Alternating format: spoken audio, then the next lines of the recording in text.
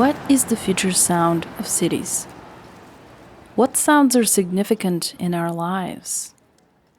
How does sound include or exclude us? Hi, my name is Milena Droumeva. Welcome to the place of sound.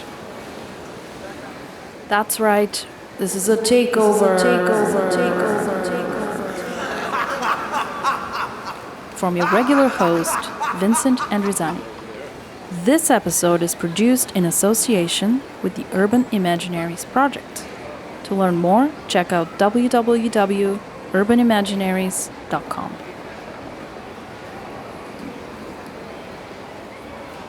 I'm a professor of sound studies at Simon Fraser University, and I've been thinking about sound and listening for a long time.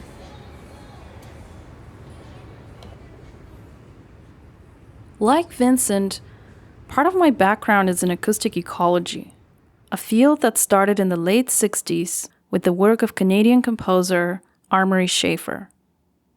Schafer's ideas about the environment resonated across the globe. Similarly, his educational activities with everyday sound became an inspiration to music teachers from Japan to Latin America. Understandably so. The rapid industrialization and densification that Vancouver was experiencing at the time gave pause to those interested in ecology and the critical role of the arts in society.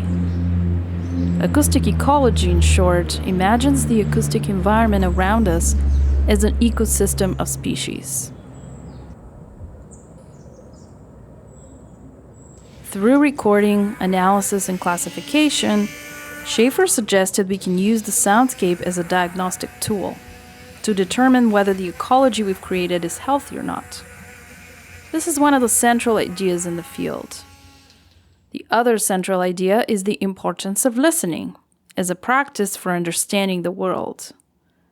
Listening, thus, is considered a method, a unique entry point into studying place, space, and cultures.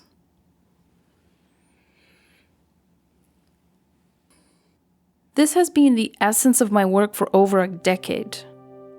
And despite a notably hegemonic Canadian start, acoustic ecology has a global presence as a field and is populated by an incredibly diverse set of researchers, of artists and practitioners.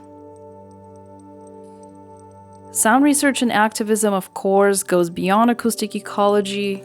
Just think of projects like Cities in Memory or Radio à Paris, which truly contain sounds from all over the world, with soundscapes ranging from domestic to public, from ambient to professional, to special events, from celebrations to protests. Collectively, these folks have moved the field along and asked many critical new questions along the way. What does it mean to listen with positionality? What does it mean to record our environments?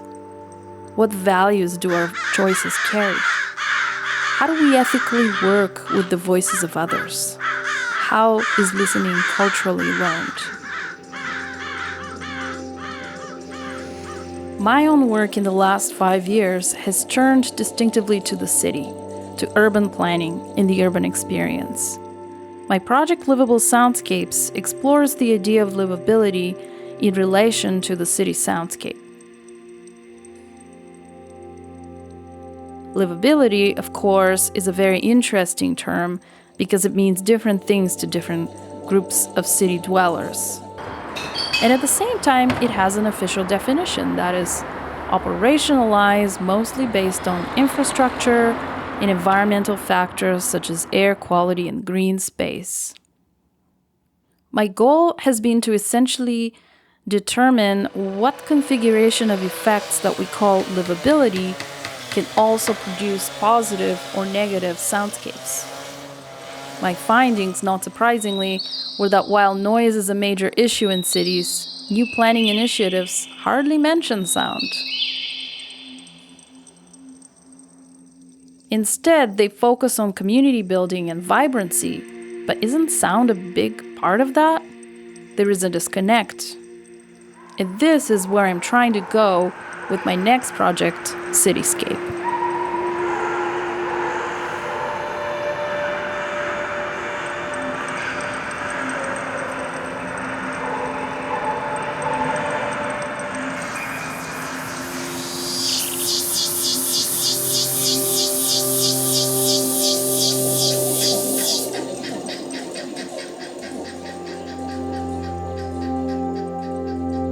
Cityscape is a tabletop strategy game about city planning and the urban soundscape. When you play, you learn about different values and interests that go into developing a city. Cityscape is an audio-augmented game that creates a live and reactive soundtrack based on the cards you place on the board.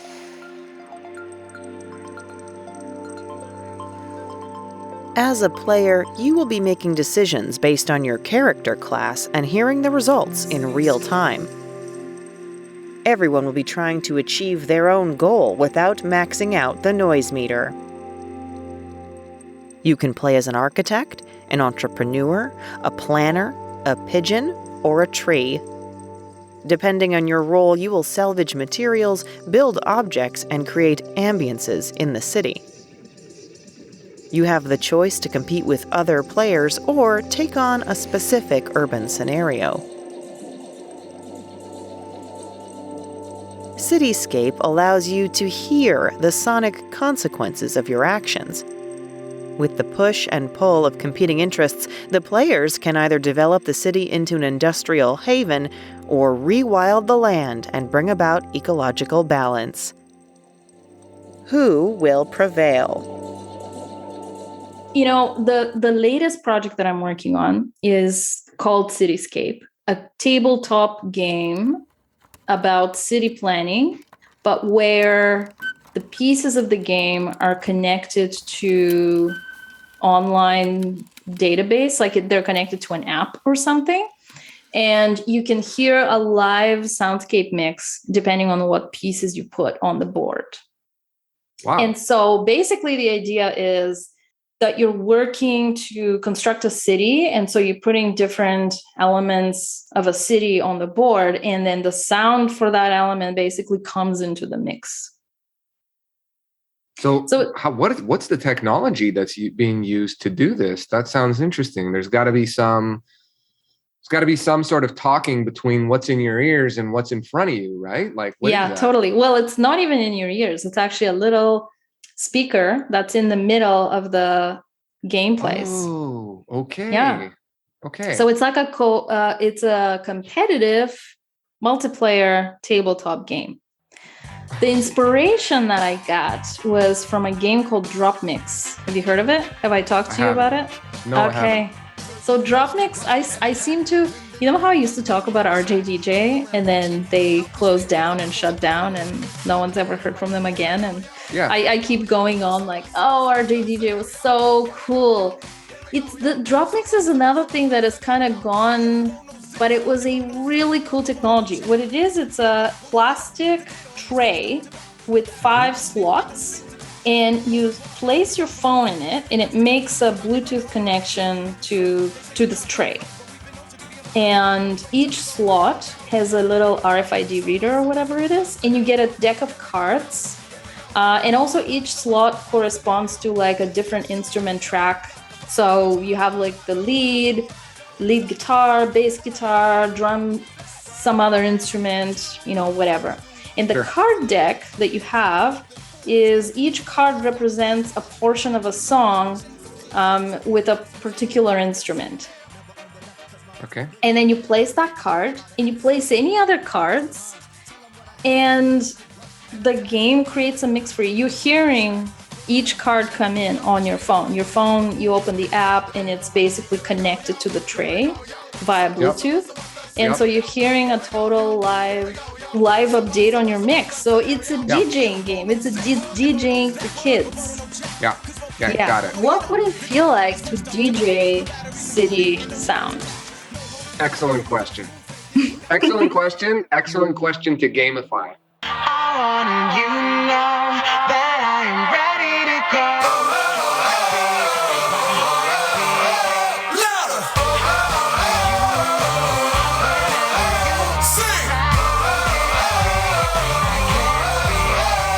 love is ablaze. I saw flames from the side of the stage, and the fire brigade comes in a couple of days. Until then, we got nothing to say and nothing to know, but something to drink and maybe something to smoke. Let it go until our roads are changed, singing we found love in a local rave. No, I don't really know what I'm supposed to say, but I can just figure it out, then hope and pray. I told her my name, I said it's nice to meet you. Then she handed me a bottle of water filled with tequila. I already know she's a keeper, just from this one small act of kindness. I'm in deep. If anybody finds out, I meant to drive home, but I drunk all of it now. No, sobering up, we just sit on the couch. The game is what I want to talk about in this episode, but Yeah. But really, to me, this is within this larger question that I asked a little bit earlier on in the talk, which is kind of a provocative question. That this is where I want your brainstorming based on like all your work you've been doing with the Urban Imaginaries project. Is how, I mean, we can design a room. That's doable. We can do sonic design in a room, in a specialized place. Maybe we can kind of think through a public square or some space like that. But how do you do sonic design for a city? How do you deal with like this question of urban experience or the user? I've just been using it as a way to spark my own imagination and to kind of reframe the question. But I think part of the question for me, and I'm posing it to you, is it even possible? Yeah. Great question. I mean, this is the challenging thing. I mean, I think that on the one hand, so yeah, there's a lot to chew on here. On the one hand, if I can go back to like kind of like our disciplinary roots where you and I kind of started and we learned through acoustic ecology, a lot of the design sort of discourse there was to design soundscapes for the sake of designing soundscapes. And I think that's fine, but I think that that's the problem, because if we're thinking only about the soundscapes, then what's the bigger purpose? I actually think thinking through sound and soundscapes is there to help us design not better soundscapes, but better cities. And I think the difference is subtle, but it's very important. Oh, right? Very, very important. Yeah. It's very important because we can learn through sound how we might better design things that may not be sounded at all. Yeah, absolutely. Right? And by consequence, that might return back to, better soundscapes, but it's not about the soundscape, in my humble opinion. And this is kind of like one of the key things for me. And when I talked about like sonic citizenship, it's actually not about designing soundscapes. It's actually about finding ways to politically include people, right? In society. It's about people in society, and it's not about sound, but can sound help us do that? Yes, I think it can, right? So that's my kind of like subtle shift, but I think is the important one. And then I think in terms of like how do we purposefully design and on a larger scale, how do we purposefully implement ideas of design in the soundscape? I think it's a lot harder. It's a lot more difficult, obviously, than when you're in a studio or in a given room or whatever. But I ultimately think it's about thinking through ideas of community. So what are sounds that bring people together in ways that make spaces accommodating, safe, inclusive, egalitarian, democratic, those sorts of things. So I think if we're thinking about like sound and design, instinctually, my head goes to what are sounds of community?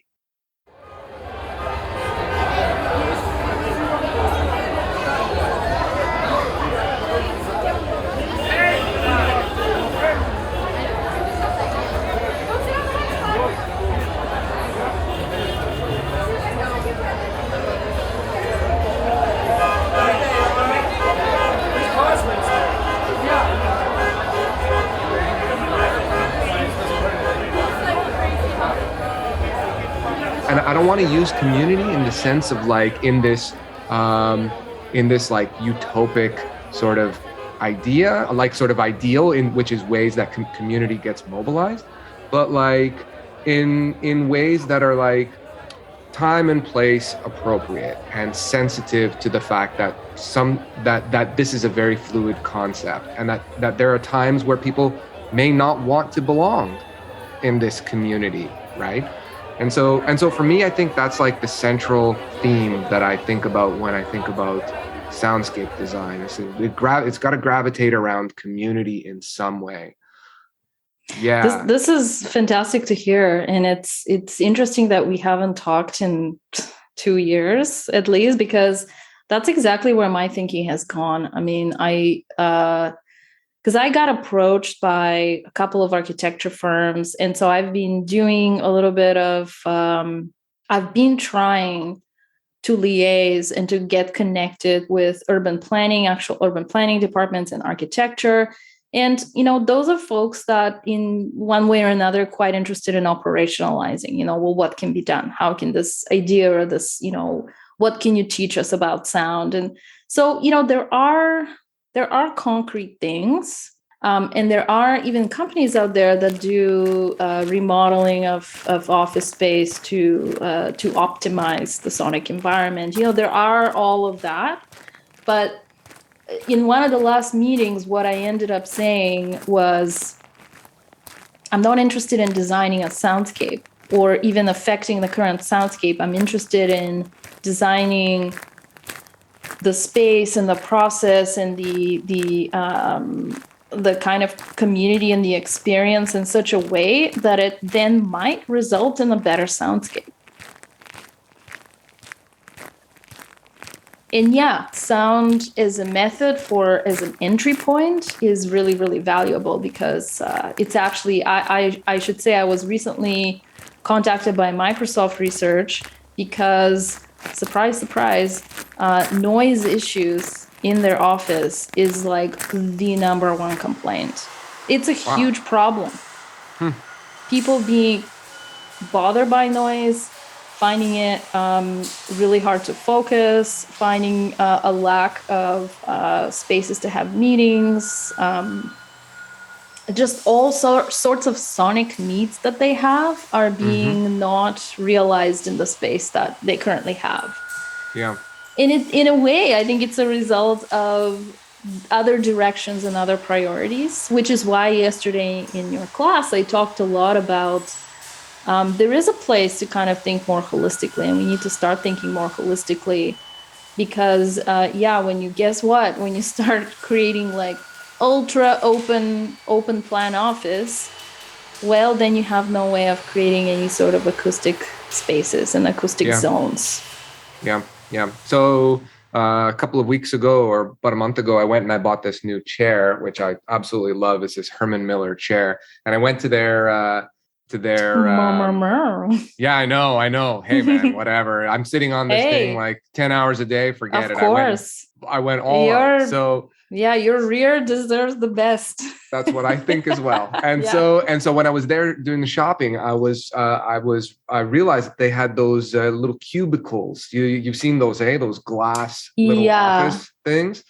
And I was very curious about them because they're it's a clear box. Right. It's a clear box with its own ventilation and everything. And they make them for individuals, and they make them for they make them for one person. They make them for two people, one-on-one meeting, but they also make them for up to 4 people. It's a big, massive glass box.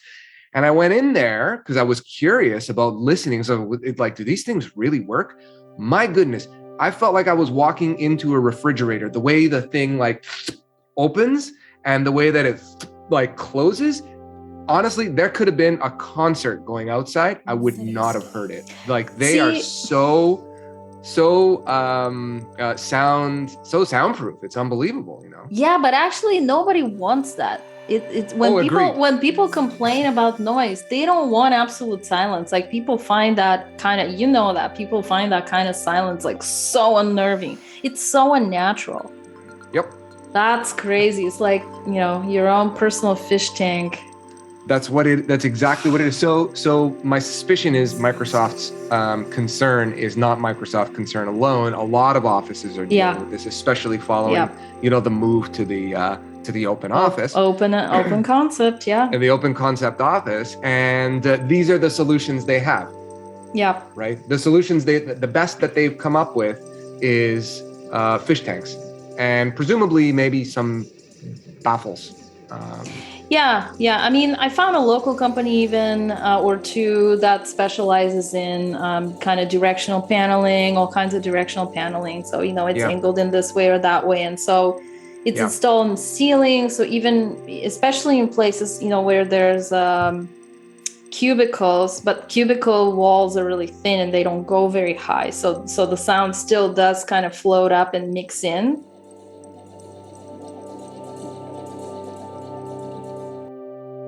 So this is a really cool idea, getting back to like the cityscape. Yeah. This is a really cool idea.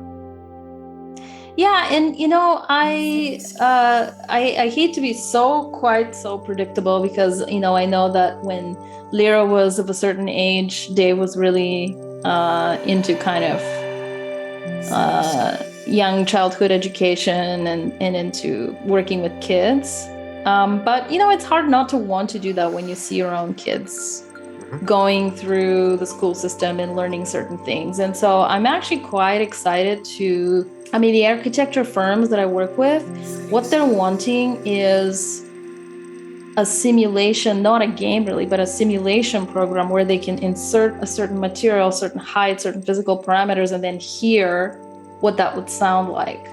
Because right now they said we do care about sound, but we don't know anything about it, and we have no way of simulating anything. Right now with physical architecture, they work with physical models, they make little miniatures, but it's all visual and there's no sonic component.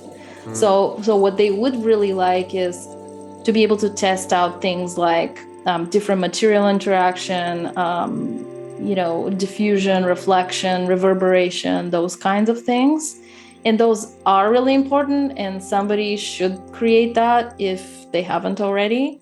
But it struck me more and more that this isn't it, really.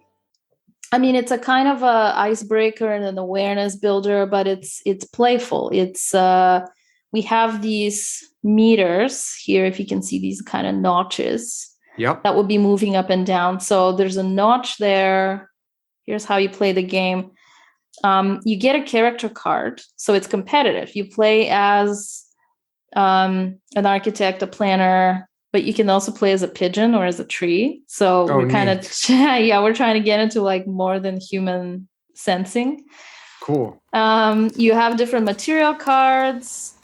You use these material cards to purchase city elements. So that city elements can be something like a local park or a festival or a building or a road. But then they kind of go up in complexity. So they're like a mall with restaurants inside. So when a card is placed on the game board, a new sound mixes in, and every decision affects the meter. So each time a new sound comes in, it affects the meters. And the meters are a noise meter, obviously, industry meter, and a community spirit. And so the idea of the game, to me, is for the player to see how each decision how each of these things are interrelated. If you increase industry a lot, you're going to decrease community spirit, and you're going to increase the noise meter. If you decrease industry too much, maybe some of the same things will happen.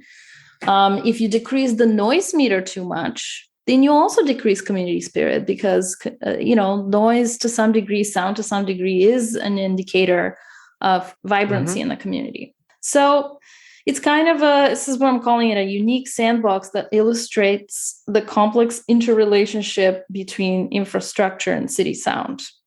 The goal of the game is not to create a certain soundscape. The goal of the game for each card is to achieve a particular configuration of the meters. Cityscape is a competitive tabletop game about city planning and the urban soundscape. When you play, you learn about different values and interests in developing a city. Depending on your character class, you will be making decisions and hearing the results in real time. Everyone playing will be trying to achieve their goal without maxing out the noise meter. Cityscape allows you to hear the sonic consequences of your actions. I think that's really cool, and I think everybody wants that. Nobody wants to just play games on the iPad.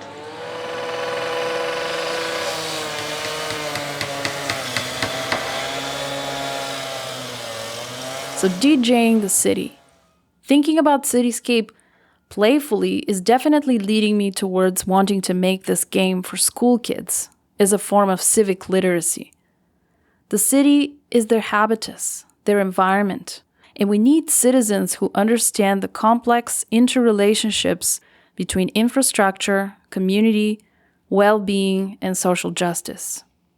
I hope this project, if anything, helps us imagine more creative, more vibrant, more inclusive urban futures. Do you have anything else in mind that you want to kind of work through? I guess in what can be done practically, if anything, especially given that so much infrastructure is set and it's immovable in cities.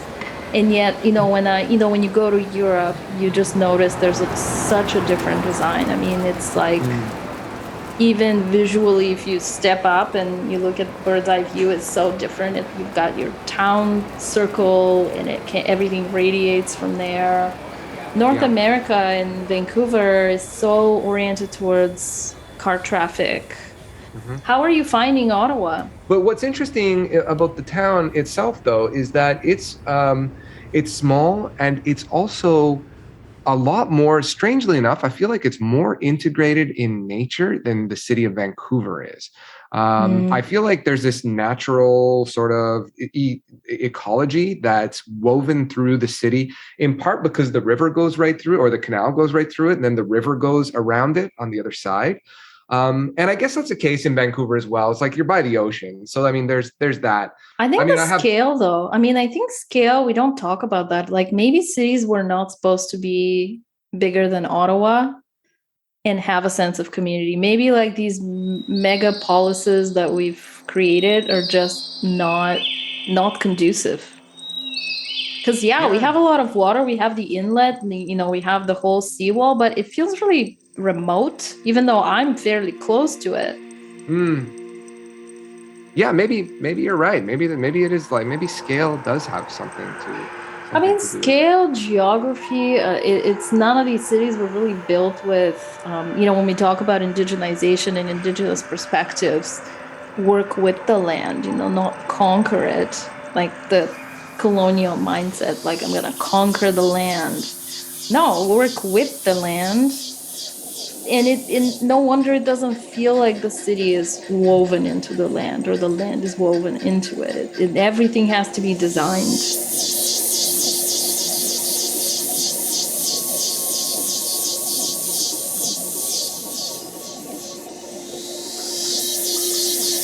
Cityscape.